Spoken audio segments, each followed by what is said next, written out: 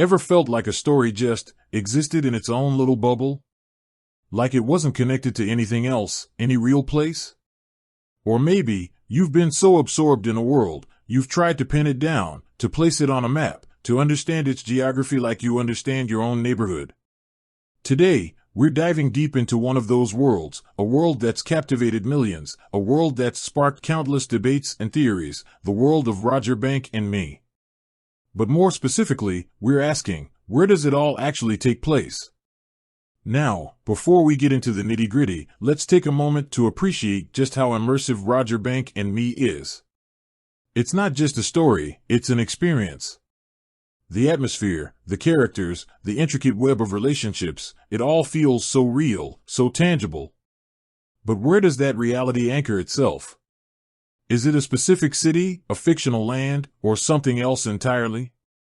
The creators, of course, have been famously tight-lipped about the exact location. They've always emphasized the universality of the themes, the timelessness of the narrative. They've wanted us to focus on the emotional journey, the internal struggles, rather than getting bogged down in geographical specifics. And you know what? That's fair. That's their artistic choice. But that doesn't mean we can't have a little fun trying to piece together the clues, does it? Let's start with the basics.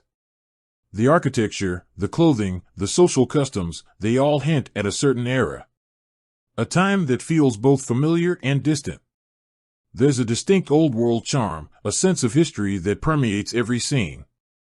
Think cobblestone streets, gas lamps, and grand, imposing buildings with intricate facades.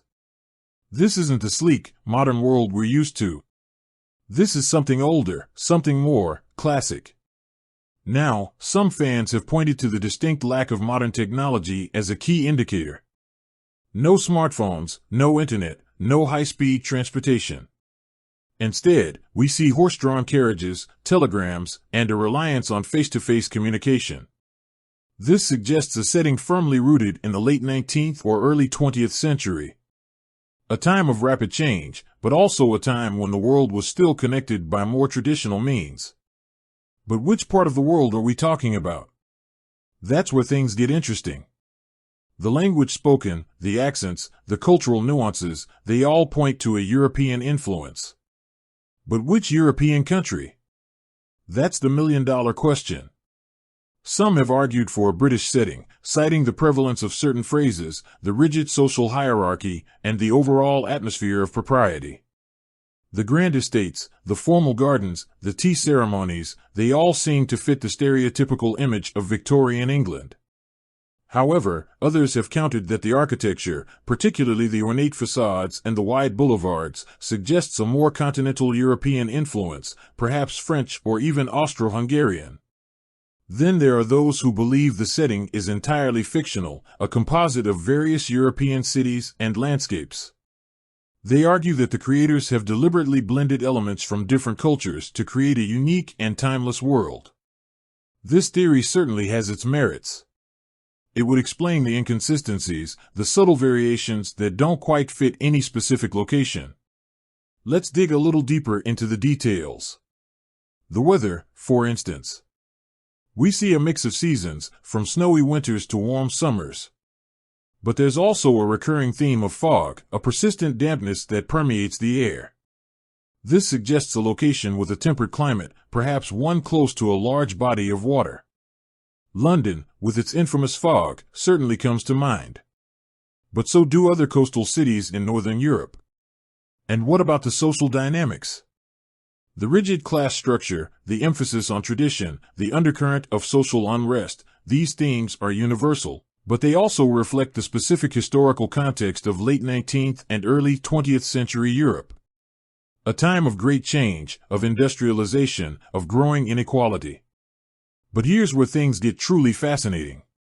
Look at the subtle hints in the art and music within Roger Bank and Me.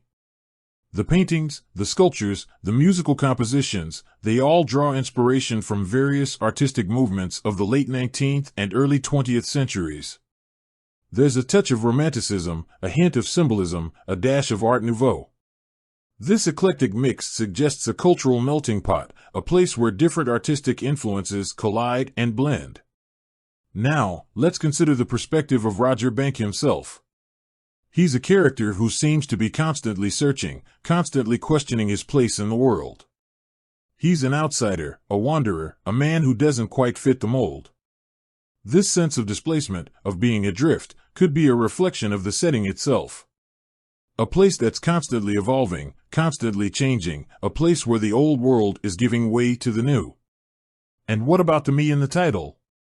Who is this mysterious figure, this silent observer who accompanies Roger on his journey? Is it us, the viewers? Or is it another character, an unseen presence that shapes the narrative? This ambiguity, this lack of clarity, is another key element of the story's allure. It keeps us guessing, it keeps us engaged.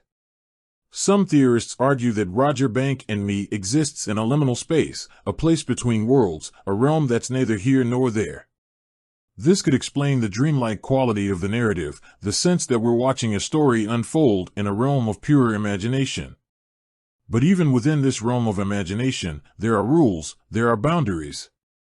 The creators have meticulously crafted a world that feels both familiar and foreign, a world that resonates with our own experiences, our own anxieties, our own hopes and dreams. So, where does Roger Bank and me take place? The answer, it seems, is not a simple one. It's a complex tapestry woven from various threads, a blend of historical references, cultural influences, and artistic inspirations. It's a world that exists in the space between reality and imagination, a world that invites us to explore its depths, to unravel its mysteries. Perhaps the most important thing to remember is that the location is secondary to the story itself. It's the characters, their struggles, their triumphs, their relationships, these are the elements that truly matter. The setting is merely a backdrop, a canvas upon which the story unfolds. Ultimately, the exact location of Roger Bank and me is left to our own interpretation. It's a puzzle that we're invited to solve, a mystery that we're encouraged to explore. And that, perhaps, is the true genius of the creators. They've given us a world that's both tangible and elusive, a world that's both real and imagined. The beauty of Roger Bank and me is that it taps into a universal longing. A longing for connection, a longing for understanding, a longing for a place to call home. Whether that home is a specific city, a fictional land, or simply a state of mind, is ultimately up to us to decide. The creators have built a world that is large enough to contain all of our interpretations. And maybe, just maybe, that's the point. Maybe the creators never intended for us to find a definitive answer. Maybe they wanted us to create our own answers, to build our own worlds, to find our own Roger Bank and me within the vast landscape of our imaginations. With that said, thanks for watching, and until next time.